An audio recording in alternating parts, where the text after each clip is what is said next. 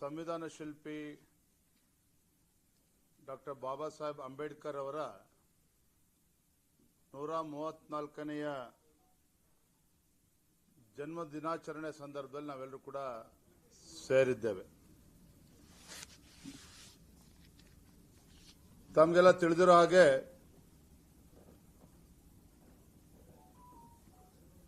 April 2 ಹಾಗೂ 3ನೇ ತಾರೀಕು ಭಾರತೀಯ ಜನತಾ ಪಾರ್ಟಿ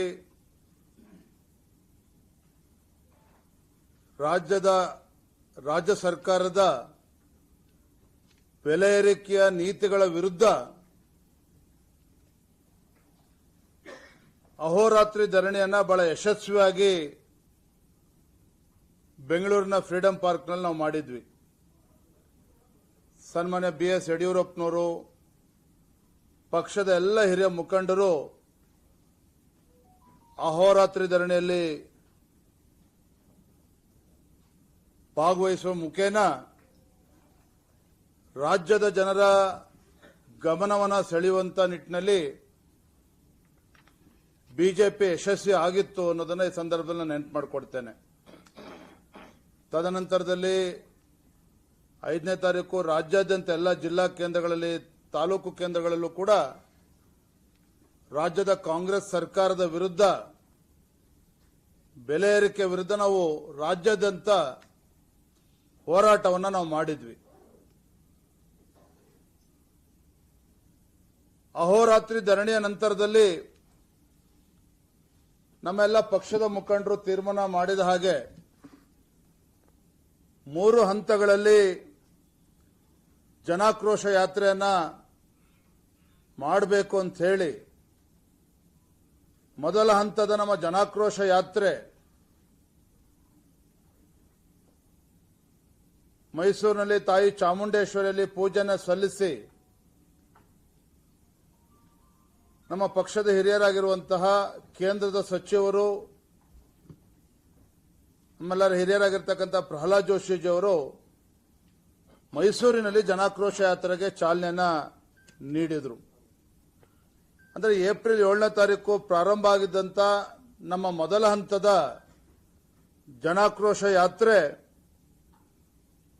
5 ದಿನಗಳ ಕಾಲ ಮೈಸೂರು, ಮಂಡ್ಯ, ಹಾಸನ, ಮಡಿಕೇರಿ, ಮಂಗಳೂರು, ಉಡುಪಿ, ಚಿಕ್ಕಮಗಳೂರು, ಉತ್ತರ ಕನ್ನಡದ ಯಲ್ಲಾಪುರ ಹಾಗೂ ಶಿವಮೊಗ್ಗ ಜಿಲ್ಲೆಗಳಲ್ಲಿ, ಅಂದರೆ ಒಟ್ಟು 9 ಜಿಲ್ಲೆಗಳಲ್ಲಿ ಬಹಳ ಯಶಸ್ವಿಯಾಗಿ ನಮ್ಮ ಜನಾಕ್ರೋಶ ಯಾತ್ರೆ ಈಗಾಗಲೇ ಪೂರ್ಣಗೊಂಡಿದೆ. ಒಟ್ಟಾರೆಯಾಗಿ ಇಲ್ಲಿಯವರೆಗೆ 9 ಜಿಲ್ಲೆಗಳು ಅಂತ ಹೇಳಿದ್ರೆ 1115 ಕಿಲೋಮೀಟರ್ ಅಷ್ಟು ಪ್ರವಾಸವನ್ನು ನಾವು ಮಾಡಿದ್ದೇವೆ. 1115 ಕಿಲೋಮೀಟರ್ ಅಷ್ಟು ಪ್ರವಾಸ ಅಂದ್ರೆ ಜನಾಕ್ರೋಶ ಯಾತ್ರೆ 9 ಜಿಲ್ಲೆಗಳಿಗೆ ಹೋಗಿದ್ದೇವೆ. 1115 ಕಿಲೋಮೀಟರ್ ಅಷ್ಟು ನಾವು ಪ್ರವಾಸ ಮಾಡಿದ್ದೇವೆ. ವಿಶೇಷ ಏನಪ್ಪಾ ಅಂತ ಹೇಳಿದ್ರೆ, ಈ ನಮ್ಮ ಜನಾಕ್ರೋಶ ಯಾತ್ರೆ ರಾಜ್ಯದ ನಮ್ಮ ಎಲ್ಲ ಪಕ್ಷದ ಹಿರಿಯ ಮುಖಂಡರು, ಮಾನ್ಯ ಪ್ರಹ್ಲಾದ್ ಜೋಶಿಜಿಯವರು, ವಿರೋಧ ಪಕ್ಷದ ನಾಯಕರು ಆರ್ ಅಶೋಕ್ ಅವರು, ವಿಪಕ್ಷ ನಾಯಕರಾಗಿರ್ತಕ್ಕಂಥ ಛಲವಾದಿ ನಾರಾಯಣ ಸ್ವಾಮಿ ಅವರು, ಮಾಜಿ ಉಪಮುಖ್ಯಮಂತ್ರಿಗಳಾಗಿದ್ದಂಥ ಕಾರಜೋಳ ಅವರು, ಮಾಜಿ ಮುಖ್ಯಮಂತ್ರಿಗಳು ಸದಾನಂದ ಗೌಡರು, ಶ್ರೀರಾಮುಲು ಅವರು, ಅದೇ ರೀತಿ ಹಿಂದಿನ ನಮ್ಮ ಅಧ್ಯಕ್ಷ ಆಗಿದ್ದಂಥ ನಳಿನ್ ಕುಮಾರ್ ಕಟೀಲ್ಜಿ ಅವರು, ಕೋಟಾ ಶ್ರೀನಿವಾಸ್ ಪೂಜಾರಿ ಅವರು, ಎಲ್ಲ ಶಾಸಕರು, ವಿಧಾನ ಪರಿಷತ್ ಸದಸ್ಯರು, ಪಕ್ಷದ ಎಲ್ಲ ನಮ್ಮ ರಾಜ್ಯ ಪದಾಧಿಕಾರಿಗಳು, ಮಾಜಿ ಶಾಸಕರು, ಮಾಜಿ ವಿಧಾನ ಪರಿಷತ್ ಸದಸ್ಯರು, ಬಹುತೇಕ ಎಲ್ಲ ಮುಖಂಡರು ನಮ್ಮ ಈ ಜನಾಕ್ರೋಶ ಯಾತ್ರೆಯಲ್ಲಿ ಭಾಗವಹಿಸಿದ್ರು. ಇನ್ನೂ ಬಹಳ ದೊಡ್ಡ ವಿಶೇಷ ಏನಪ್ಪಾ ಅಂತ ಹೇಳಿದ್ರೆ, ಬಹಳ ದೊಡ್ಡ ಸಂಖ್ಯೆಯಲ್ಲಿ ಮೈಸೂರಿನಲ್ಲಿ ಸುಮಾರು 5,000ಕ್ಕೂ ಹೆಚ್ಚು ಜನರು ಅದರಲ್ಲಿ ಹೋರಾಟದಲ್ಲಿ ಭಾಗವಹಿಸಿದ್ರು. ಮಂಡ್ಯದಲ್ಲೂ ಸಹ ಸುಮಾರು 4,000ಕ್ಕೂ ಹೆಚ್ಚು ಜನರು ಕಾರ್ಯಕರ್ತರದಲ್ಲಿ ಭಾಗವಹಿಸಿದ್ರು. ಹಾಸನದಲ್ಲಿ ವಿಶೇಷವಾಗಿ ಸುಮಾರು 5,000 6 ಸಾವಿರ ಜನ ಹಾಸನದಲ್ಲೂ ಕೂಡ ಭಾಗವಹಿಸಿದ್ರು. ಕೊಡಗಿನಲ್ಲಿ ಸುಮಾರು 3,500 ರಿಂದ 4,000 ಜನ ಅಲ್ಲಿ ಬಂದಿದ್ರು. ಮಂಗಳೂರು ಬಹಳ ವಿಶೇಷ ಏನಪ್ಪ ಅಂತ ಹೇಳಿದ್ರೆ ನಾವು ಯಾರೂ ಕೂಡ ನಿರೀಕ್ಷೆ ಮಾಡಿರಲಿಲ್ಲ. ಒಂದು ಕಡೆ ಮಳೆಯ ವಾತಾವರಣ ಇದ್ರೂ ಸಹ ಸುಮಾರು 9 ರಿಂದ 10 ಸಾವಿರ ಸಂಖ್ಯೆಯಲ್ಲಿ ಆ ಹೋರಾಟದಲ್ಲಿ ಬಹಳ ಯಶಸ್ವಿಯಾಗಿ ಭಾಗವಹಿಸಿದ್ರು. ಉಡುಪಿ ಜಿಲ್ಲೆನಲ್ಲಿ ಸುಮಾರು 5,500 ರಿಂದ 6 ಸಾವಿರ ಜನ ಭಾಗವಹಿಸಿದ್ರು. ಚಿಕ್ಕಮಗಳೂರಿನಲ್ಲಿ 4 ರಿಂದ 5 ಸಾವಿರ ಜನ ಭಾಗವಹಿಸಿದ್ರು. ಯಲ್ಲಾಪುರ ಉತ್ತರ ಕನ್ನಡ ಜಿಲ್ಲೆನಲ್ಲಿ ನಾವೇನು ಪ್ರವಾಸ ಮಾಡಿದ್ವಿ ಸುಮಾರು 4,000ಕ್ಕೂ ಹೆಚ್ಚು ಜನರು ಹೋರಾಟದಲ್ಲಿ ಭಾಗವಹಿಸಿದ್ರು. ಶಿವಮೊಗ್ಗದಲ್ಲೂ ಸಹ ಸುಮಾರು 6 ರಿಂದ 7 ಸಾವಿರ ಜನ ಭಾಗವಹಿಸಿದ್ರು. ಒಟ್ಟಾರೆಯಾಗಿ ನಮ್ಮ ಮೊದಲ ಹಂತದ ಜನಾಕ್ರೋಶ ಯಾತ್ರೆ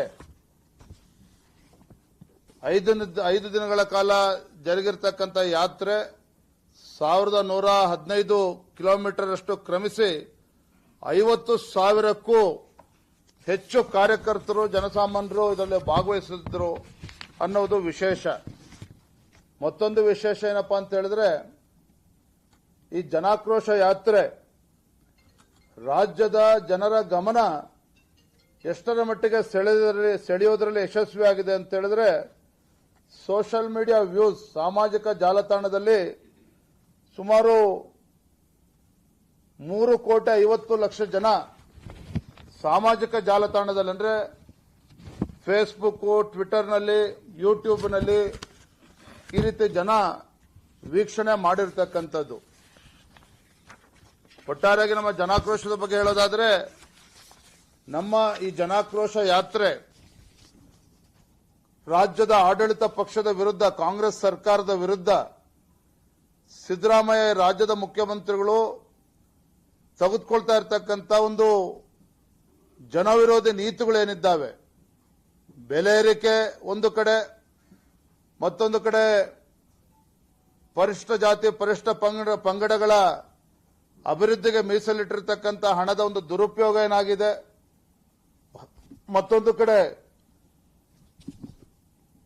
ಮುಸಲ್ಮಾನರ ಒಂದು ಓಲೈಕೆ ರಾಜಕಾರಣ ಇವತ್ತು ರಾಜ್ಯದ ಮುಖ್ಯಮಂತ್ರಿಗಳು ಏನು ಅನುಸರಿಸ್ತಾ ಇದ್ದಾರೆ, ಇವೆಲ್ಲ ವಿಚಾರಗಳನ್ನ ರಾಜ್ಯದ ಜನರ ಮುಂದೆ ಬಹಳ ಪರಿಣಾಮಕಾರಿಯಾಗಿ ಅದನ್ನ ಜನರಲ್ಲಿ ಜಾಗೃತಿ ಮೂಡಿಸ್ತಕ್ಕಂಥ ಕೆಲಸ ಮಾಡೋದ್ರಲ್ಲಿ ಭಾರತೀಯ ಜನತಾ ಪಾರ್ಟಿ ಬಹಳ ಯಶಸ್ವಿ ಆಗ್ತಿದೆ ಅನ್ನೋದನ್ನ ಬಹಳ ಸಂತೋಷವಾಗಿ ನಾನು ಈ ಸಂದರ್ಭದಲ್ಲಿ ಹೇಳೋದಕ್ಕೆ ಇಚ್ಛೆಪಡ್ತೇನೆ. ನಮ್ಮ ಜನಾಕ್ರೋಶದ ಹೋರಾಟದ ಪರಿಣಾಮವಾಗಿ ಯಾವ ರೀತಿ ನಮಗೆ ಜನಾಕ್ರೋಶ ಯಾತ್ರೆಯಲ್ಲಿ ಯಾವ ರೀತಿ ಜನರು ಇವತ್ತು ಸ್ಪಂದನೆ ಮಾಡ್ತಾ ಇದ್ದಾರೆ ಅಂತ ಹೇಳಿದ್ರೆ ಆಡಳಿತ ಪಕ್ಷದವರು ಇವತ್ತು ಗಾಬರಿ ಆಗಿದ್ದಾರೆ, ಆತಂಕಗೊಂಡಿದ್ದಾರೆ. ಇದರ ಪರಿಣಾಮ ಏನಪ್ಪಾ ಅಂತ ಹೇಳಿದ್ರೆ ಕಾಂಗ್ರೆಸ್ ಪಕ್ಷದವರು ಸಹ ಏಪ್ರಿಲ್ 17ನೇ ತಾರೀಕು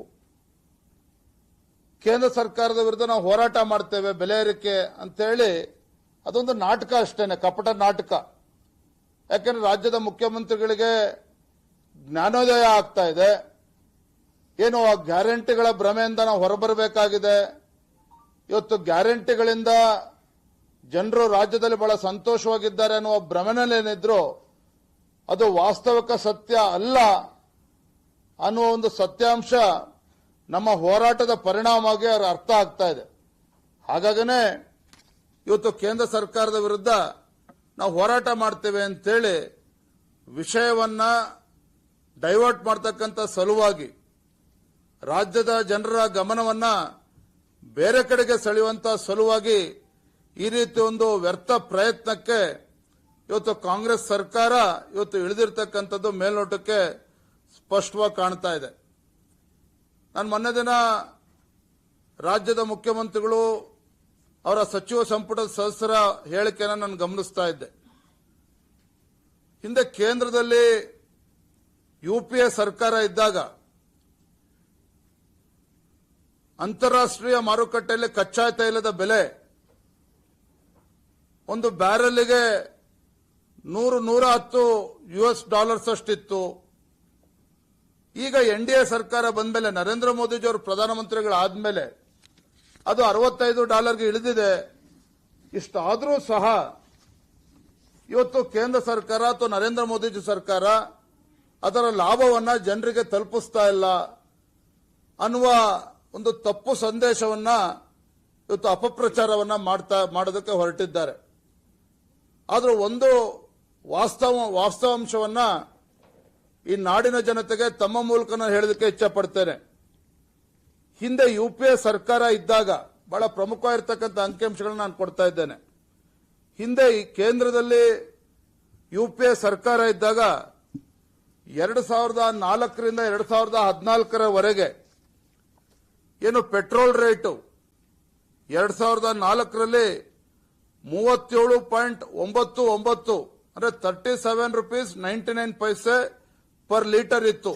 2004ರಲ್ಲಿ ಕೇಂದ್ರದಲ್ಲಿ UPA ಸರ್ಕಾರ ಇದ್ದಾಗ 2014ರವರೆಗೆ ಅಂದ್ರೆ 10 ವರ್ಷದಲ್ಲಿ 2004ರಲ್ಲಿದ್ದಂತ 37.99 ಪರ್ ಲೀಟರ್ ಇದ್ದಂತ ಪೆಟ್ರೋಲ್ ರೇಟು 2014ರಷ್ಟೊತ್ತಿಗೆ ₹72 ಪರ್ ಲೀಟರ್ ಆಗಿತ್ತು ಪೆಟ್ರೋಲ್ ಕಾಸ್ಟ್. ಅಂದ್ರೆ ಅದರ್ಥ 10 ವರ್ಷದಲ್ಲಿ ಇವತ್ತು 90% ಜಾಸ್ತಿ ಆಯ್ತು UPA ಸರ್ಕಾರ ಇದ್ದಾಗ. ಅದೇ ರೀತಿ ಡೀಸೆಲ್ 2004ರಲ್ಲಿ ₹28 ಇದ್ದಂತ ಡೀಸೆಲ್ ಬೆಲೆ ಅಂದ್ರೆ ಒಂದು ಲೀಟರ್ಗೆ ₹28 ಇದ್ದರೆ 2014 ಅಷ್ಟೊತ್ತಿಗೆ ₹55 ಪರ್ ಲೀಟರ್ ಆಗಿತ್ತು. ಅಂದ್ರೆ ಡೀಸೆಲ್ ರೇಟ್ 2004ರಲ್ಲಿ ₹28 ಇದ್ರೆ 2014ಕ್ಕೆ ₹55 ಪರ್ ಲೀಟರ್ ಆಗಿತ್ತು. 96% ಅಷ್ಟು ಜಾಸ್ತಿ ಆಗಿತ್ತು. ಇದು UPA ಸರ್ಕಾರದಲ್ಲಿ 2004ರಿಂದ 2014ರವರೆಗೆ ಪೆಟ್ರೋಲ್ ರೇಟು 90% ಜಾಸ್ತಿ ಆಗಿತ್ತು. ಡೀಸೆಲ್ ರೇಟು 96% ಜಾಸ್ತಿ ಆಗಿತ್ತು. Whereas during NDA government Narendra ಮೋದಿಜಿಯವರು ದೇಶದ ಪ್ರಧಾನಮಂತ್ರಿ ಆದ ನಂತರದಲ್ಲಿ 2014ರಿಂದ 2024ರವರೆಗೆ ಪೆಟ್ರೋಲ್ ರೇಟ್ ಏನು ₹72 ಇತ್ತು, ಇವತ್ತು ₹100 ಇದೆ. ₹72 ಏನಿತ್ತು 2014ರಲ್ಲಿ 2024ನೇ ಇಸ್ವಿಗೆ 25ನೇ ಇಸ್ವಿಗೆ ಇವತ್ತು ₹100 ಪರ್ ಲೀಟರ್ ಆಗಿದೆ. 38% ಅಷ್ಟು ಹೆಚ್ಚಾಗಿದೆ. 38% ಅಷ್ಟು ಹೆಚ್ಚಾಗಿದೆ.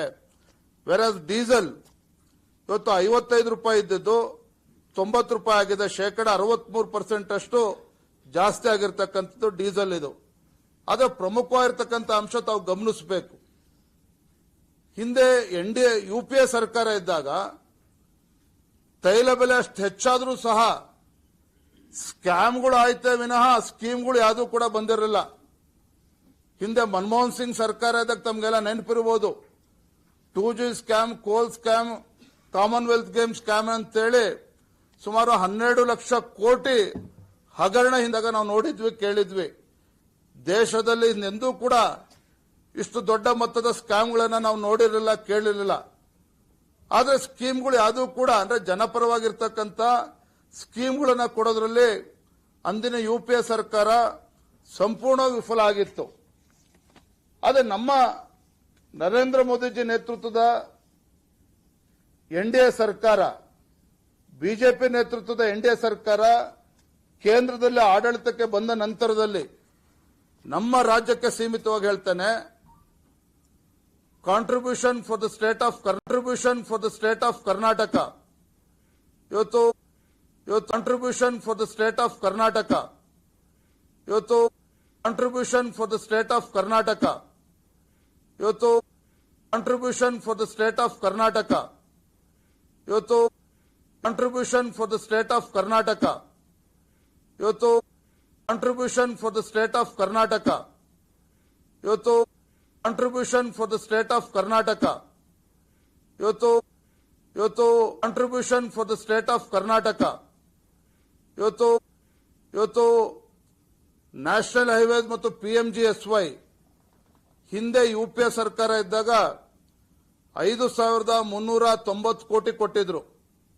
UPA ಸರ್ಕಾರ ಇದ್ದಾಗ ಕೇಂದ್ರದಲ್ಲಿ 2004ರಿಂದ 2014ರವರೆಗೆ ನ್ಯಾಷನಲ್ ಹೈವೇಸ್ ಮತ್ತು PMGSY ಕಾರ್ಯಕ್ರಮಗಳಿಗೆ 5,390 ಕೋಟಿ ರೂಪಾಯಿಗಳನ್ನು ನೀಡಿದರೆ ನಮ್ಮ NDA ಸರ್ಕಾರ ನರೇಂದ್ರ ಮೋದಿಜಿ ಸರ್ಕಾರ 14,685 ಕೋಟಿ ರೂಪಾಯಿಗಳನ್ನು ನೀಡಿದ್ದಾರೆ. ಅದೇ ರೀತಿ ಆನ್ಯುಯಲ್ ಅಲೋಕೇಶನ್ ಫಾರ್ ರೈಲ್ವೇಸ್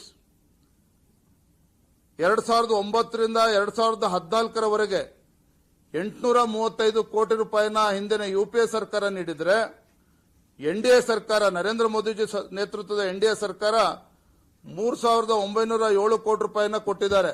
ಈಗ ಸುಮಾರು ಬರ್ತಾ ಈಗ 7,000 ಕೋಟಿನೂ ಆಗಿದೆ ಅದು.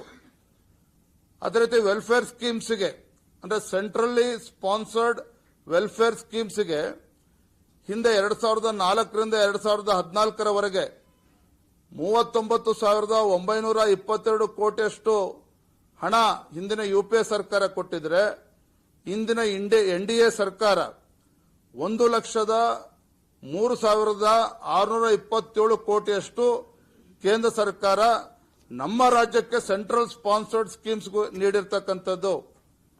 ಗ್ರಾಂಟ್ ಇನ್ ಏಡ್ ಹಿಂದಿನ UPA ಸರ್ಕಾರದಲ್ಲಿ 60,795 ಗ್ರಾಂಟ್ ಇನ್ ಏಡ್ ಕೊಟ್ಟಿದ್ರೆ ನಮ್ಮ NDA ಸರ್ಕಾರ ಬಂದ ಮೇಲೆ 1,61,213 ಕೋಟಿ ರೂಪಾಯಿಯಷ್ಟು ಗ್ರಾಂಟ್ ಇನ್ ಏಡ್ ಇವತ್ತು ನಮ್ಮ ರಾಜ್ಯಕ್ಕೆ ನೀಡಿರ್ತಕ್ಕಂಥದ್ದು. ಟ್ಯಾಕ್ಸ್ ಡೆವಲ್ಯೂಷನ್ ಬಗ್ಗೆ ಬಹಳಷ್ಟು ಚರ್ಚೆ ಆಗ್ತಾ ಇದೆ.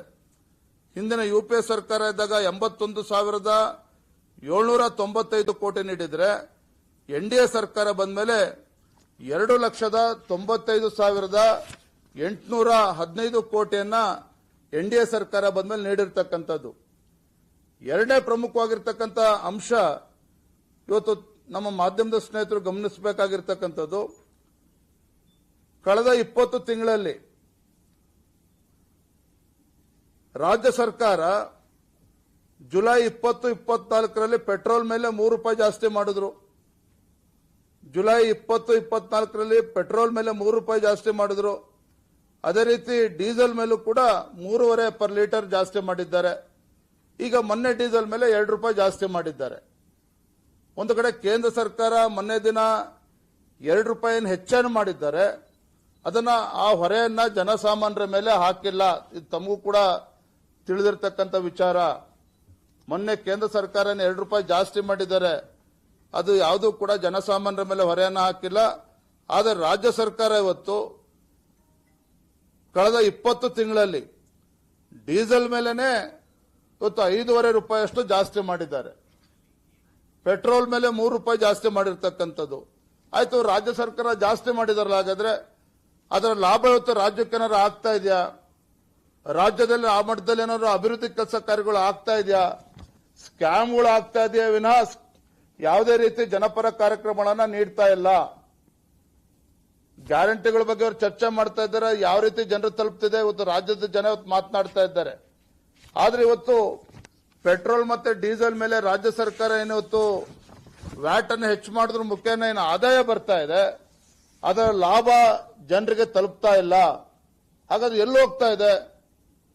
ನಮಗೆ ಇವತ್ತು ಕಾಡ್ತಾ ಇರ್ತಕ್ಕಂಥ ಅನುಮಾನಗಳೇನಪ್ಪಾ ಅಂತ ಹೇಳಿದ್ರೆ, ರಾಜ್ಯದ ಕಾಂಗ್ರೆಸ್ ಸರ್ಕಾರ ಇವತ್ತು ಅಥವಾ ಕಾಂಗ್ರೆಸ್ ಪಕ್ಷ ರಾಜ್ಯದಲ್ಲಿ ಅಧಿಕಾರಕ್ಕೆ ಬಂದ್ರೆ ಕೇಂದ್ರ ಸರ್ಕಾರಕ್ಕೆ ATM ಆಗಿ ಇವತ್ತು ಪರಿವರ್ತನೆ ಆಗ್ತದೆ ಅಂತೇಳಿ ಭಾರತೀಯ ಜನತಾ ಪಾರ್ಟಿ ನಾವು ಹೇಳ್ತಾ ಇದ್ವಿ ಚುನಾವಣೆ ಸಂದರ್ಭದಲ್ಲಿ.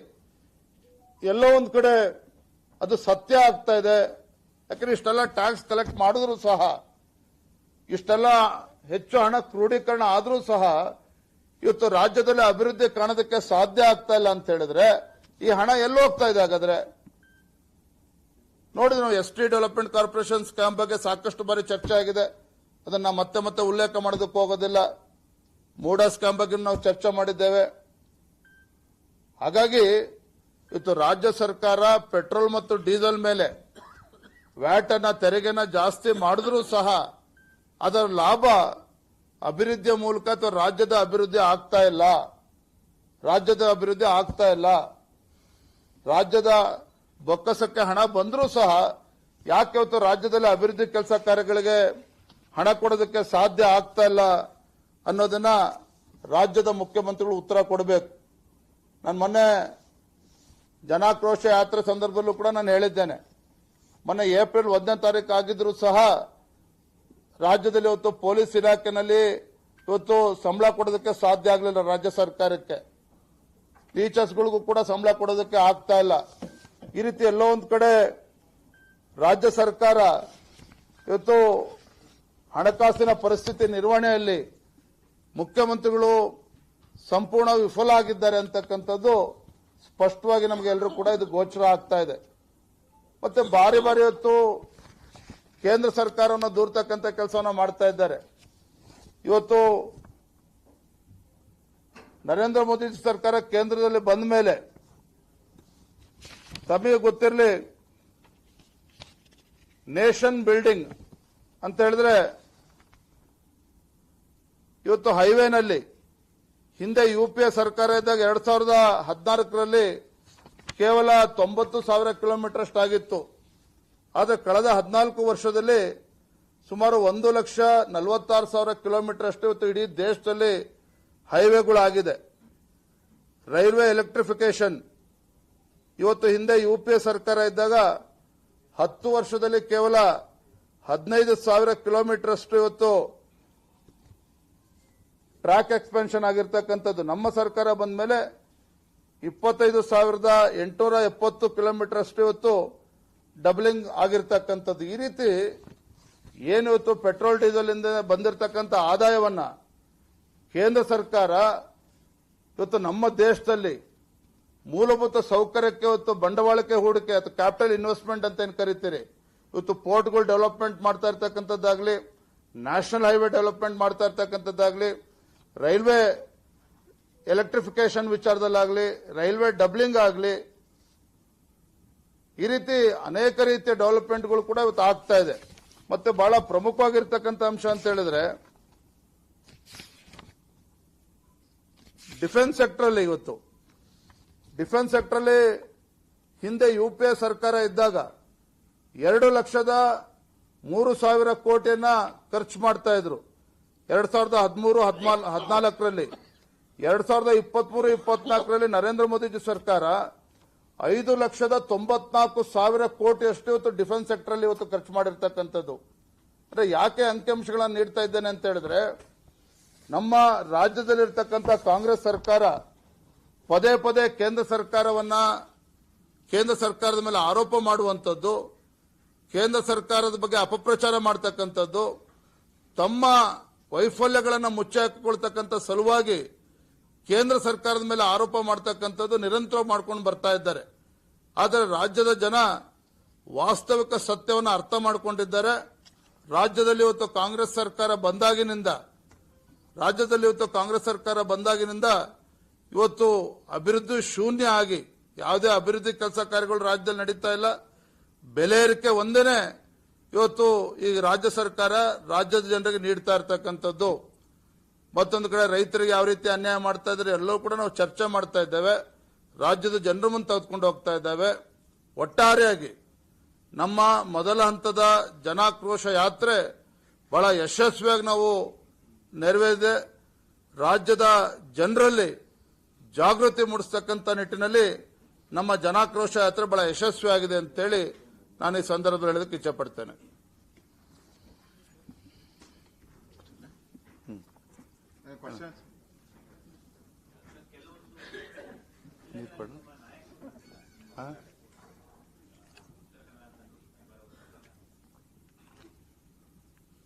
ಹೆಬ್ಬಾರ್ ಬಗ್ಗೆ ಯಾಕೆ ಇನ್ನೂ ಕನ್ವರ್ಸ್ತಾ ಇದ್ದೀರಿ? ನೋಟಿಸ್ ಕೊಟ್ಟಾಗಿದೆ, ಕೇಂದ್ರ ತೀರ್ಮಾನ ಮಾಡ್ತಾರೆ. ಸಂಬಂಧ ಇದೆ ಅಂತೇಳಿ ಅವ್ರಿಗೂ ಅನ್ಸಿಲ್ಲ, ನಮಗೂ ಅನ್ಸಿಲ್ಲ. ಕಾದ್ ನೋಡೋಣ, ಕೇಂದ್ರದ ತೀರ್ಮಾನ ಮಾಡ್ತಾರೆ.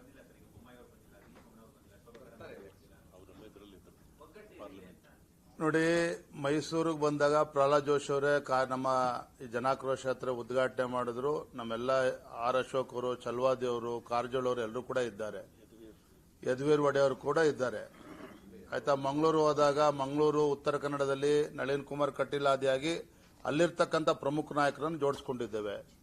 ಈಗ ಸದಾನಂದ ಗೌಡರು ಕೂಡ ಇದ್ರು. ಮುಂಬೈ ಕರ್ನಾಟಕ ಭಾಗಕ್ಕೆ ಹೋದಾಗ ಅಲ್ಲಿರ್ತಕ್ಕಂಥ ಪ್ರಮುಖರನ್ನು ಜೋಡಿಸ್ಕೊಳ್ತೇವೆ. ವಿಪಕ್ಷ ನಾಯಕರು ಕಾರಜೋಳ ಅವರು, ಶ್ರೀರಾಮುಲು ಅವರು ಎಲ್ಲ ಕಡೆ ಇದ್ದೇ ಇರ್ತಾರೆ. ಜಗದೀಶ್ ಶೆಟ್ಟರ್ ಅವರು ಕೂಡ ಅಲ್ಲಿ ಜೋಡಿಸ್ಕೊಳ್ತಾರೆ. ಯಾರು ಬರ್ತಾ ಇಲ್ಲ ಅಂತೇನಿಲ್ಲ. ನಮ್ಮ ಎಲ್ಲಾ ರಾಜ್ಯ ನಾಯಕರುಗಳು ಕೂಡ ಜನಾಕ್ರೋಶ ಯಾತ್ರೆ ಜೋಡಿಸ್ಕೊಂಡಿದ್ದಾರೆ. ಇದು ಫಸ್ಟ್ ಫೇಸ್ ಅಪ್ಪ. ಫಸ್ಟ್ ಫೇಸ್ ಅಲ್ಲಿ ಇರೋರೆಲ್ಲ ಬಂದವ್ರೆ. ಸೆಕೆಂಡ್ ಫೇಸು, ಥರ್ಡ್ ಫೇಸು ಎಲ್ಲ ಇದೆ. ಅದರಲ್ಲಿ ಇನ್ನಷ್ಟು ಜನ ಬರ್ತಾರೆ. ಹೆಬ್ಬಾರ್ ವಿಚಾರ ಮುಗಿದೋದಂತ ಅಧ್ಯಾಯ. ಇನ್ನು ಅವರು ನಮ್ಮ ಪಾರ್ಟಿಗೂ ಏನು ಸಂಬಂಧ ಇಲ್ಲ. ಈಗಾಗಲೇ ಅವರ ಆಕ್ಟಿವಿಟೀಸ್ ನಾವೆಲ್ಲ ಧರಣಿ ಮಾಡಿದ್ರು ಕೂತೇ ಇರ್ತಾರೆ. ಅವರು ನಾವು ಹೋರಾಟ ಮಾಡಿದ್ರು ಕೂತೇ ಇರ್ತಾರೆ. ಅಂದ್ರೆ ಅರ್ಥ ಏನು? ಅವ್ರ ಪಾರ್ಟಿಗೆ ವಿರುದ್ಧವಾಗಿದ್ದಾರೆ. ಅವರ ಆಲ್ರೆಡಿ ಕೈ ಬಿಟ್ಟಂಗೆ. ನಾವು ಲೆಟರ್ ಹೋಗಿದೆ, ಕೈ ಬಿಟ್ಬಿಟ್ಟಿದ್ರು. ಆಲ್ರೆಡಿ ನಾವು ಕೈ ಬಿಟ್ಟಿದ್ದೀವಿ. ಕೊಡೋದೇ ಇಲ್ಲ ಅವ್ರಿಗೆ. ಅವರು ವಿಧಾನಸಭೆ ಒಳಗಡೆನೆ ಧರಣಿ ಮಾಡಬೇಕಾದ್ರೆ ಹೇಳಿದ್ರು, ನಾನೇ ಹೇಳಿದ್ದೀನಿ ಆಚೆ ಹೋಗ್ರಿ ಅಂದ್ರೆ ಬರಲ್ಲ. ನನ್ನ ಅರ್ಥ ಏನೈತೆ? ಅದರಿಂದ ಮುಗಿದ ಅಧ್ಯಾಯ. ಅವ್ರು ನಮ್ಮ ಪಾರ್ಟಿಯವರು ಅಲ್ಲ, ಬಿಟ್ಬಿಡಿ.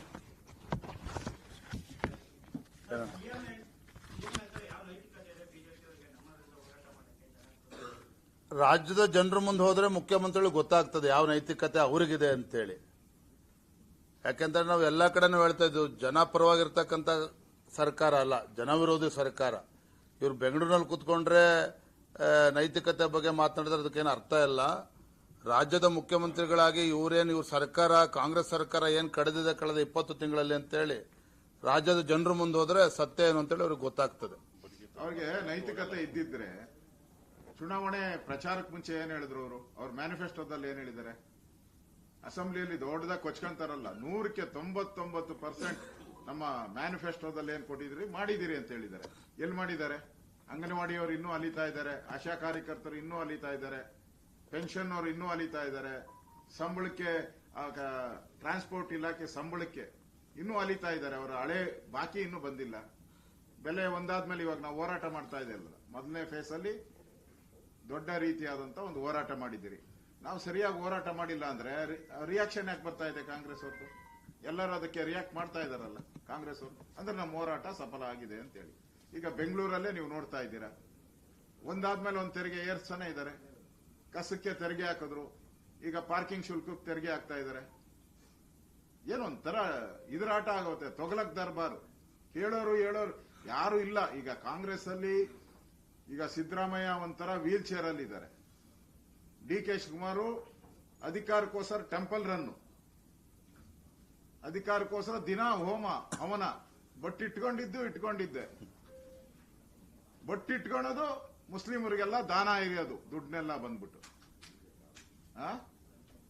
ಒಂಥರ ಇದು ತೆರಿಗೆ ದಾಳಿ, ಭಯೋತ್ಪಾದನಾ ದಾಳಿ ಅಂತಾರಲ್ಲ, ಭಯೋತ್ಪಾದನಾ ದಾಳಿಯನ್ನ ನಾವು ಜಮ್ಮು ಕಾಶ್ಮೀರ ಆ ಭಾಗದಲ್ಲಿ ನೋಡಿದಿರಿ. ಇದು ಬೆಂಗಳೂರಲ್ಲಿ ಮತ್ತು ಇಡೀ ಕರ್ನಾಟಕದಲ್ಲಿ ತೆರಿಗೆಯ ದಾಳಿ. ಒಂದ್ ರೀತಿ ಕಾಂಗ್ರೆಸ್ ಅವರು ಭಯೋತ್ಪಾದಕರ ರೀತಿ ತೆರಿಗೆಗಳನ್ನ ಹಾಕ್ತಾ ಇದ್ದಾರೆ. ಹಿಂದೆ ಇದ್ರಂತೆ ಅವನ್ ಯಾರೋ ತೊಗಲಕ್ಕು ಅಲ್ಲ, ಅವನೇ ಬಾಬರು, ತೊಗಲಕ್ಕು, ಮೊಹಮ್ಮದ್ ಬಿನ್ ತೊಗಲಕ್, ಈ ತರದವ್ರು ಇದ್ರು. ಅವ್ರು ಬಿರಿ ತೆರಿಗೆ. ಹಂಗೆ ಇವರು ಅದೇ ವಂಶ. ನಮ್ಮನ್ನೇ ಒಂದೇ ನಿಮಿಷಣ, ನಮ್ಮನ್ನ ಮನುವಾದಿಗಳು ಅಂತ ಹೇಳ್ತಾರೆ. ಮನುವಾದಿಗಳು ಅಂತಾರೆ ನಮ್ಮನ್ನ. ನಾನ್ ಮನು ಯಾರು ಅಂತಾನೆ ನನ್ಗೆ ಗೊತ್ತಿಲ್ಲ. ಅವನ್ ಫೋಟೋನು ನೋಡಿಲ್ಲ ನಾನು, ಅವನ್ ಪುಸ್ತಕನೂ ಓದಿಲ್ಲ ನಾನು. ವಾದಿ ಅಂತಾರೆ ಇವರು ವಾದಿ ಯಾವುದು?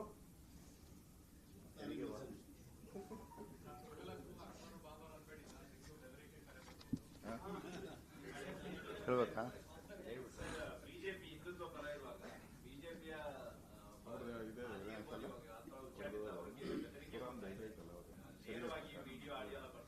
ನಿಮಗೆ ಕೇಳ್ತಾ ಇದ್ದಾರೆ.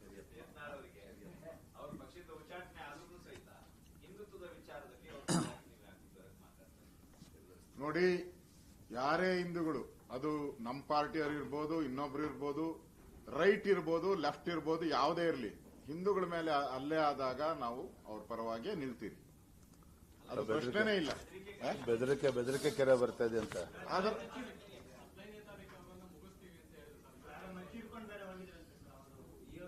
ನೋಡಿ, ಇಂಥ ಈ ದೊಡ್ಡ ಬೆದರಿಕೆಗೆ ಯಾರು ಬೆದರಲ್ಲ. ಅದ್ರ ಬಗ್ಗೆ ಸರ್ಕಾರ ಏನ್ ಕ್ರಮ ತೆಗೆದುಕೊಳ್ಬೇಕು ಅದನ್ನ ಈಗಾಗಲೇ ಎಂ.ಬಿ. ಪಾಟೀಲ್ ಹೇಳಿಕೆಯನ್ನ ಕೊಟ್ಟಿದ್ದಾರೆ. ನಾವು ಕ್ರಮ ತೆಗೆದುಕೊಳ್ತೀರಿ ಅಂತೇಳಿ ಹೇಳಿಕೆಯನ್ನ ಕೊಟ್ಟಿದ್ದಾರೆ. ಅದರಿಂದ ನಮ್ಮಲ್ಲಿ ಈ ಶರಿಯತ್ ಕಾನೂನುಗಳು ಏನು ಬರ್ತಾ ಇದೆ, ಸಿದ್ದರಾಮಯ್ಯ ಅಧಿಕಾರಕ್ಕೆ ಬಂದ ಮೇಲೆ ನಮ್ಮನ್ನ ಮನಿವಾದಿಗಳು ಅಂತಾರೆ. ಇವರೆಲ್ಲ ನಡೆಸ್ತಾ ಇರೋದು ಶರಿಯಾ ಕಾನೂನುಗಳು. ಶರಿಯಾನ ಶರಿಯಾ ಕಾನೂನು. ನಮ್ದು ಮನು ಅಂತಾರೆ, ಇವ್ರು ಶರಿಯಾ ಕಾನೂನು. ಇದನ್ನ ಒಪ್ತೀರಾ? ಅದರಿಂದ ಇಲ್ಲಿ ಸಿದ್ದರಾಮಯ್ಯ ಒಂದ್ ರೀತಿ wheel chair, D K Shivakumar ಒಂದ್ ರೀತಿ ಫಾಸ್ಟ್ ಟ್ರೈನ್, ಈಗ ಅಧಿಕಾರ ಕಿತ್ಕೊಳ್ಳೋ ಅನ್ಕತೆ. ಅಧಿಕಾರ ಇಲ್ಲಿ ಆಡಳಿತ ಪೂರ್ತಿ ಕುಸಿದೋಗಿದೆ. ಅದರ ವಿರುದ್ಧವಾದಂತಹ ಹೋರಾಟವನ್ನ ನಾವು ಒಂದು ವಿರೋಧ ಪಕ್ಷವಾಗಿ ಹೋರಾಟವನ್ನ ಪ್ರಾರಂಭ ಮಾಡಿದಿರಿ. ಇಡೀ ರಾಜ್ಯಾದ್ಯಂತ ಹೋರಾಟ ನಾವು ಮುಂದುವರಿಸ್ತೀರಿ. ನಾವು ಇನ್ನು ಮುಂದೆ ಬರತಕ್ಕಂತ ದಿನಗಳಲ್ಲಿ ದೊಡ್ಡ ಹೋರಾಟ, ಈಗಾಗಲೇ ಬೆಂಗಳೂರಿಂದ ಮೈಸೂರುವರೆಗೂ ನಾವು ಪಾದಯಾತ್ರೆ ಮಾಡಿ ಮೂಡ ಹಗರಣದ 14 ಸೈಟ್ ಯಾರಿಗೆ ವಾಪಸ್ ಕೊಟ್ರು? ನಮ್ಮ ಹೋರಾಟದ ಫಲವಾಗಿ 14 ಸೈಟ್ ವಾಪಸ್ ಕೊಟ್ಟಿದ್ದು. ನಮ್ಮ ಹೋರಾಟದ ಪರವಾಗಿ ನಾಗೇಂದ್ರ ರಾಜೀನಾಮೆ ಕೊಟ್ಟಿದ್ದು. ವಿರೋಧ ಪಕ್ಷವಾಗಿ ನಾವು ಏನ್ ಮಾಡಬೇಕೋ ಸಮರ್ಥವಾಗಿ ನಾವು ಮಾಡ್ತಾ ಇದ್ದೀರಿ. ಮುಂದೇನು ಹಲವಾರು ಜನ ಮಂತ್ರಿಗಳು ಮನೆಗೆ ಹೋಗೋದು ಗ್ಯಾರಂಟಿ. ಒಬ್ಬೊಬ್ಬರು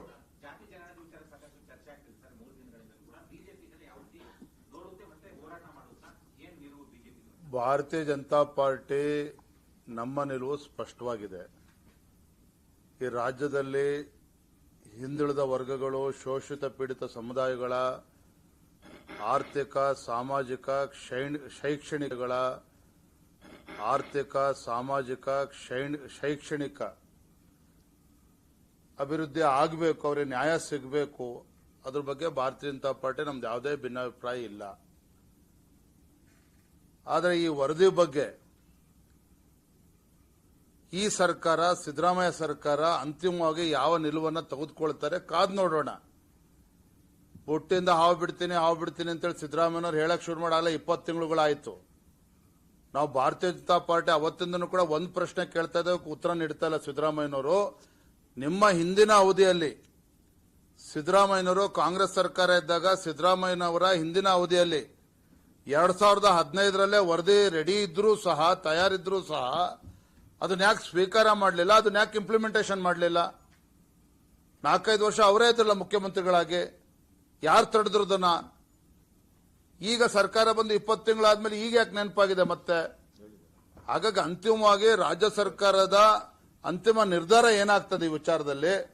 ಯಾಕೆಂದ್ರೆ ಮೊನ್ನೆ ಕ್ಯಾಬಿನೆಟ್ ಅಲ್ಲಿ ಇಟ್ಟಿದ್ರು, ಮತ್ತೆ ಸ್ಪೆಷಲ್ ಕ್ಯಾಬಿನೆಟ್ ಕರೆದಿದ್ದಾರೆ 17ನೇ ತಾರೀಕು. ಕ್ಯಾಬಿನೆಟ್ ಅಲ್ಲಿ ಸಚಿವರುಗಳು ಅವ್ರು ಯಾರು ಏನೇನು ಅಭಿಪ್ರಾಯ ಕೊಡ್ತಾರೆ ಎಲ್ಲ ಕೂಡ ಚರ್ಚೆ ಆಗಲಿ. ರಾಜ್ಯ ಸರ್ಕಾರ ಒಂದು ಅಂತಿಮ ಸ್ಟ್ಯಾಂಡ್ ಏನು, ನಿರ್ಧಾರ ಏನು ತೆಗೆದುಕೊಳ್ಳಿ. ತದನಂತರ ನಾವು ಅದ್ರ ಬಗ್ಗೆ ಉತ್ತರ ಕೊಡ್ತೇವೆ. ನನ್ನ ಮೊದಲ ಪ್ರಶ್ನೆ ರಾಜ್ಯದ ಮುಖ್ಯಮಂತ್ರಿಗಳಿಗೆ, ಹಿಂದೆ ಯಾಕೆ ನಿಮ್ಮ ಅವಧಿಯಲ್ಲಿ ನೀವೇ ಮುಖ್ಯಮಂತ್ರಿಗಳಿದ್ದು 150 ಕೋಟಿ ಖರ್ಚು ಮಾಡಿ, ನೀವೇ ಹೇಳಿದಾಗ 1,20,000 ಜನ ಓಡಾಡಿ ಎಲ್ಲ ಮಾಡಿ ವರದಿ ತಯಾರಿದ್ರು ಸಹ ಅದನ್ನ ಯಾಕೆ ಸ್ವೀಕಾರ ಆಗಲಿಲ್ಲ? ಯಾಕೆ ಇಂಪ್ಲಿಮೆಂಟೇಷನ್ ಆಗಲಿಲ್ಲ? ಈಗ 20 ತಿಂಗಳಾದ್ಮೇಲೆ ಎಷ್ಟು ಬಾರಿ ಚರ್ಚೆ ಆಗಿದೆ. ಈಗ ಕ್ಯಾಬಿನೆಟ್ ಸಚಿವರು ಅದಕ್ಕೆ ವಿರೋಧ ವ್ಯಕ್ತಪಡಿಸ್ತಾ ಇದ್ದಾರೆ. ಹಾಗಾಗಿ ಅಂತಿಮವಾಗಿ ರಾಜ್ಯ ಸರ್ಕಾರ ಏನು ಅಂತ ಅಂತಿಮ ತೀರ್ಮಾನ ತೆಗೆದುಕೊಳ್ಳಿ. ಆಮೇಲೆ ಭಾರತೀಯ ಜನತಾ ಪಾರ್ಟಿ ನಮ್ಮ ಪ್ರತಿಕ್ರಿಯೆ ನೀಡ್ತೇವೆ. ನಿಮ್ಮನೆ ಬಂದಿದ್ರೆ ಫಸ್ಟ್ ಹೇಳಿ. ಒಂದೇ ಹೇಳ್ತೇನೆ, ಇವತ್ತಿಗೆ ಸೀಮಿತವಾಗಿ ಈ ರಿಪೋರ್ಟ್ ಏನಿದೆ, it's not only unscientific, it's also outdated. ಯಾಕಂದ್ರೆ 10 ವರ್ಷ ಕಳೆದಿದೆ ಈಗಾಗಲೇ.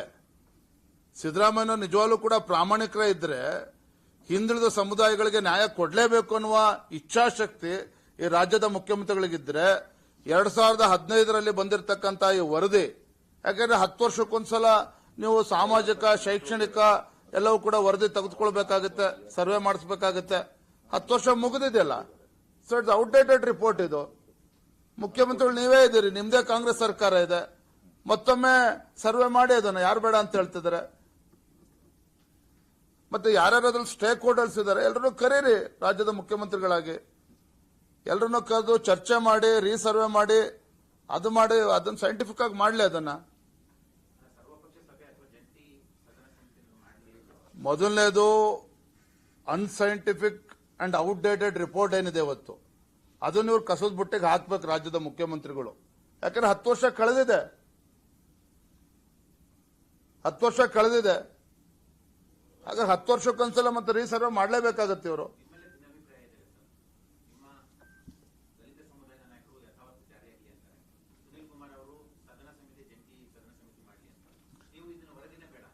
ನೋಡಿ, ನಾವೆಲ್ಲ ಪಕ್ಷದ ಮುಖಂಡಕ್ಕೂ ಚರ್ಚೆ ಮಾಡ್ತೇವೆ. ಮೊದಲು ರಾಜ್ಯ ಸರ್ಕಾರ ಇದ್ರ ಬಗ್ಗೆ ಸ್ಪಷ್ಟವಾಗಿ ಅದರ ನಿಲುವು ಏನು ಅಂತೇಳಿ ಸ್ಪಷ್ಟಪಡಿಸಲಿ. ಮುಖ್ಯಮಂತ್ರಿ ಒಂದು ಹೇಳ್ತಾರೆ, ಉಪಮುಖ್ಯಮಂತ್ರಿ ಒಂದು ಹೇಳ್ತಾರೆ, ಇನ್ನೊಬ್ರು ಎಂ ಬಿ ಪಾಟೀಲ್ ಒಂದು ಹೇಳ್ತಾರೆ, ಪರಮೇಶ್ವರ್ ಒಂದು ಹೇಳ್ತಾರೆ. ಆಡಳಿತ ಪಕ್ಷದಲ್ಲೇ ಗೊಂದಲ ಇದೆ. ನಮ್ ಗೊಂದಲದ ಬಗ್ಗೆ ಯಾಕೆ ತಲೆ ಕೆಡಿಸ್ಕೊಂಡಿದ್ದೀರಿ?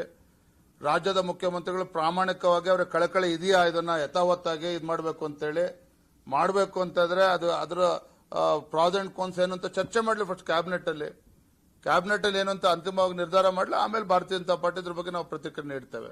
ಅಲ್ಲ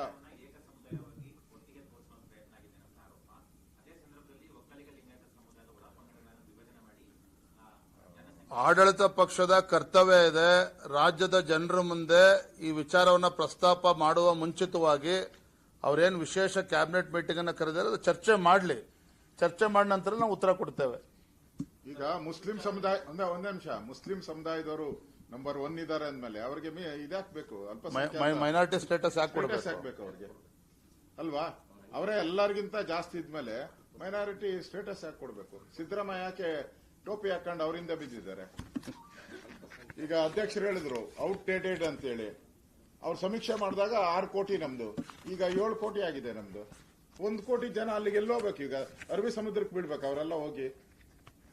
ಸಮೀಕ್ಷೆ ಮಾಡಿದಾಗ 6 ಕೋಟಿ ಇತ್ತು, ಈಗ 7 ಕೋಟಿ ಆಗಿದೆ.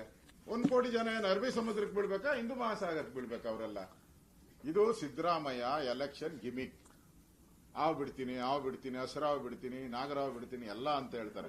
ನೋಡಿ, ಬರದ್ ಮಾಡ್ಕೊಳ್ಳಿ, ನೆಕ್ಸ್ಟ್ ಕ್ಯಾಬಿನೆಟ್ ಅಲ್ಲಿ ಇದಕ್ಕೊಂದು ಸಬ್ ಕಮಿಟಿ ನೇಮಕ ಮಾಡಿದ್ದೀನಿ, ಅವ್ರು ತೀರ್ಮಾನ ಮಾಡ್ತಾರೆ ಅಂತ ಡಿ ಕೆ ಶಿವಕುಮಾರ್ ನೇತೃತ್ವ ಮಾಡ್ಬಿಟ್ಟು. ಕಾಂಗ್ರೆಸ್ ವರ್ಚಸ್ಗಿಂತ ಸಿದ್ದರಾಮಯ್ಯನವರಿಗೆ ಅವ್ರ ವರ್ಚಸ್ಸಿನ ಬಗ್ಗೆ ಚಿಂತನೆ ಜಾಸ್ತಿ ಆದಂಗೆ ಕಾಣ್ತದೆ. ಕಾಂಗ್ರೆಸ್ ವರ್ಚಸ್ಗಿಂತ ಸಿದ್ದರಾಮಯ್ಯನವರು ಅವ್ರ ವರ್ಚಸ್ ಬಗ್ಗೆ ತಲೆ ಕೆಡಿಸ್ಕೊಂಡಿದ್ರೆ ಹಾಗಾಗಿ ಇದು ಚರ್ಚೆಗಳು ನಡೀತಾ ಇದೆ. ಓಕೆ, ಧನ್ಯವಾದ. Thank you.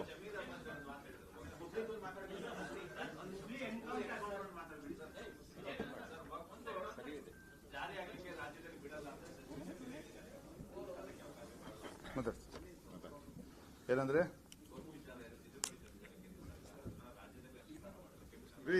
ಅವ್ರು ಯಾರು? ಭಾರತದ ಪಾರ್ಲಿಮೆಂಟ್ ಸುಪ್ರೀಂ ಅವ್ರು ಯಾರ್ರೀ?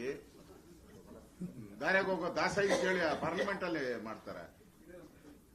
ಪಾರ್ಲಿಮೆಂಟ್ ಅದು ಹಿಂದೆ 2013ರಲ್ಲಿ ಮನಮೋಹನ್ ಸಿಂಗ್ ಈ ಕಾಯ್ದೆ ತಂದರಲ್ಲ, ಯಾವ ಭೂಮಿ ತೋರಿಸ್ಬಿಟ್ಟಿದ್ದು ನಮ್ಮ ವಕ್ಫ್ ಬೋರ್ಡ್ ಅಂತ ಹೇಳಿದ್ರೆ ನಮ್ದು ಅಂತ ಹೇಳಿ ದೇವಸ್ಥಾನ ಎಲ್ಲ ಆಗೋದ್ರಲ್ಲ, ಆಸ್ಪತ್ರೆ, ದೇವಸ್ಥಾನ. ಅವಾಗ ಯಾವ ಪಾಲ್ ಮಾಡ್ಲಿಲ್ವಲ್ಲ ಭಾರತೀಯರೆಲ್ಲರೂ?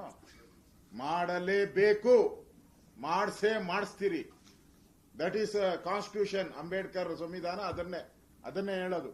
ಇವ್ರ ತರ ಕಳ್ಳರು ಕಾಂಗ್ರೆಸ್ ತರ ಸಂವಿಧಾನವನ್ನ ಎಷ್ಟು ಸರಿ ಬದಲಾವಣೆ ಮಾಡಿದ್ರು?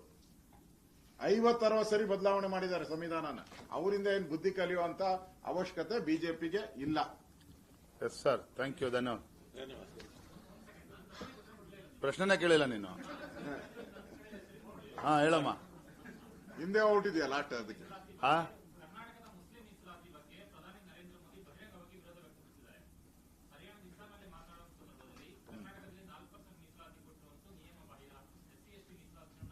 ಕಾಂಗ್ರೆಸ್ನ ಮಾಡ್ತಾ ಇದ್ದಿಲ್ಲ. ನಮ್ಮ ಜನಾಕ್ರೋಶ ಯಾತ್ರೆ ಇವೆಲ್ಲ ವಿಚಾರವನ್ನು ಇಟ್ಕೊಂಡೆ ನಾವು ಜನಾಕ್ರೋಶ ಯಾತ್ರೆ ಮಾಡ್ತಾ ಇರುವಂತದ್ದು. 3 ಕಾರಣಗಳು. ಒಂದು, ಬೆಲೆ ಏರಿಕೆ. ಒಂದೊಂದು SCP, SP, TSP ಹಣವನ್ನ ದುರುಪಯೋಗ. 3ನೇದು, ಮುಸ್ಲಿಮರಿಗೆ ಕೊಟ್ಟಿರ್ತಕ್ಕಂಥ 4% ರಿಸರ್ವೇಶನ್ ಸರ್ಕಾರಿ ಕಾಮಗಾರಿಗಳಲ್ಲಿ. ಈ 3 ವಿಚಾರಗಳನ್ನು ಇಟ್ಕೊಂಡೆ ನಾವು ಜನಾಕ್ರೋಶ ಯಾತ್ರೆ ಮಾಡ್ತಾ ಇದ್ದೇವೆ. ಇಲ್ಲ, ನಾವು ಈಗಾಗಲೇ ಹೋರಾಟ ಪ್ರಾರಂಭ ಮಾಡಿದ್ದೇವೆ. ಜೋರಾಗಿ ಮಾಡ್ತೀರಿ? ಪ್ರಾರಂಭ ಮಾಡಿದ್ದೇವೆ. ನಿನ್ ಕಡೆ ನೋಡಿದ್ದೇನೆ. ಧನ್ಯವಾದ. ಒಂದ್ ನಿಮಿಷಪ್ಪ. ಅಲ್ಲ, ನೆಕ್ಸ್ಟ್ ಪೇಜ್ ಇಂದ ಈ ಮೇಜರ್ ಹೇಳ್ತಾರೆ. ನೀನು ಹುಬ್ಳಿದ ಸ್ವಾಗತ ಮಾಡ್ತೀರಿ? ಸ್ವಾಗತ ಮಾಡೋದು ಒಂದ್ ನಿಮಿಷ. ಇದು ಹುಬ್ಳಿ ಎನ್ಕೌಂಟರ್ ಏನಾಗಿದೆ, ಅದು ಜನನು ಕೂಡ ಅದನ್ನ ಸ್ವಾಗತ ಮಾಡಿದ್ದಾರೆ. ಜನ ಜೈಕಾರ ಹಾಕಿದ್ದಾರೆ. ಅಮಾಯಕ ಬಾಲೆ ಮೇಲೆ ಆಗಿರ್ತಕ್ಕಂಥ ಅನ್ಯಾಯವನ್ನ ಯಾವುದೇ ಕಾರಣಕ್ಕೂ ಕ್ಷಮಿಸಕ್ ಸಾಧ್ಯ ಇಲ್ಲ. ನಾನು ಕೂಡ ಗೃಹ ಸಚಿವನಾಗಿ ಕೆಲಸ ಮಾಡಿದ್ದೀನಿ. ಆ ಯಾವ ಹೆಣ್ಣು ಮಗಳು ಧೈರ್ಯ ತೋರಿ ಎನ್ಕೌಂಟರ್ ಮಾಡಿದ್ದಾರೆ, ಕಾನೂನು ರೀತಿ, ಅನ್ನಪೂರ್ಣ ಕಾನೂನು ರೀತಿ ಎನ್ಕೌಂಟರ್ ಮಾಡಿದ್ದಾರೆ, ಅದಕ್ಕೆ ನಮ್ಗೆ ಬೆಂಬಲ ಇದೆ. ಈ ತರ ಯಾರು ಅಮಾಯಕ ಹೆಣ್ಣು ಮಕ್ಕಳ ಮೇಲೆ ಈ ತರದ ಹಲ್ಲೆಗಳನ್ನು ಮಾಡ್ತಾರೆ ಅವರೆಲ್ಲರಿಗೂ ಎಚ್ಚರಿಕೆ ಗಂಟೆ ಹೋಗಿದೆ. ಇದು ಇಲ್ಲಿಗೆ ನಿಲ್ಲಬಾರದು. ಈ ತರದ ಯಾರ್ಯಾರು ಕೆಲಸ ಮಾಡ್ತಾರೋ ಅವರೆಲ್ಲರಿಗೂ ಕೂಡ ಇದೇ ತರದ ಒಂದು ಶಿಕ್ಷೆಗಳು ಆಗ್ಬೇಕು, ಕಾನೂನು ರೀತಿ ಆಗ್ಬೇಕು. ಒಂದು ನಿಮಿಷ ರವಿಕುಮಾರ್ ಅವರನ್ನು. ನಮ್ಮ ಎರಡನೇ ಹಂತದ ಜನಾಕ್ರೋಶ ಯಾತ್ರೆ ಬೆಳಗಾಂನಿಂದ ನಿಪ್ಪಾಣಿಯಿಂದ ಪ್ರಾರಂಭ ಆಗ್ತಾ ಇದೆ. ನಾಳೆ ಅಂಬೇಡ್ಕರ್ ಬಂದ್ಬಿಟ್ಟು 100 ವರ್ಷ ಏನು ಆಗ್ತಾ ಇದೆ ನಿಪ್ಪಾಣಿಗೆ, ಅದನ್ನ ವಿಜೃಂಭಣೆಯಿಂದ ಆಚರಿಸಬೇಕು ಅನ್ನುವಂಥದ್ದು ಹಿನ್ನೆಲೆಯಲ್ಲಿ ನಿಪ್ಪಾಣಿನಲ್ಲಿ ಕಾರ್ಯಕ್ರಮ ಇದೆ. 16ನೇ ತಾರೀಕು ಬೆಳಗಾವಿಯಲ್ಲಿ ಇದೆ 11 ಗಂಟೆಗೆ. ಅದಕ್ಕೆ ನಮ್ಮ ಅಧ್ಯಕ್ಷರು, ವಿಪಕ್ಷ ನಾಯಕರು, ಮಾನ್ಯ ಜಗದೀಶ್ ಶೆಟ್ಟರು ಎಲ್ಲರೂ ಕೂಡ ಇರ್ತಾರೆ. ಹುಬ್ಳಿ ಕ್ಯಾನ್ಸಲ್ ಆಗಿದೆ ಅಂತ ಪೋಸ್ಟ್ಪೋನ್ ಆಗಿದೆ. ಮುಂದಕ್ಕೆ ಹೋಗಿ. ಅದು 28ನೇ ತಾರೀಕಿದೆ ಹುಬ್ಳಿ. 17ನೇ ತಾರೀಕು ಬಾಗಲಕೋಟೆ, ಬಿಜಾಪುರ. ಬೆಳಿಗ್ಗೆ 11 ಗಂಟೆಗೆ ಬಾಗಲಕೋಟೆ, 3:15 ವಿಜಯಪುರ. 18ನೇ ತಾರೀಕು ಕಲಬುರಗಿ, ಬೀದರ್. ಇದು 11 ಗಂಟೆಗೆ. ಇನ್ನು 3ನೇ ಹಂತದ್ದು 21ನೇ ತಾರೀಕಿಂದ ಪ್ರಾರಂಭ ಆಗಿದೆ. ಇಂದಿನ ಪತ್ರಿಕಾಗೋಷ್ಠಿಗೆ ನೀವು ಹೊರಡ್ರಿ. By road ಹೊರಟ್ರಲ್ಲ. ಹಾಗೆ ಎಲ್ಲ ಸ್ಪೀಕರ್ಗಳು ಹಾಗೂ ಎಲ್ಲ ಭಾಷೆಗಳು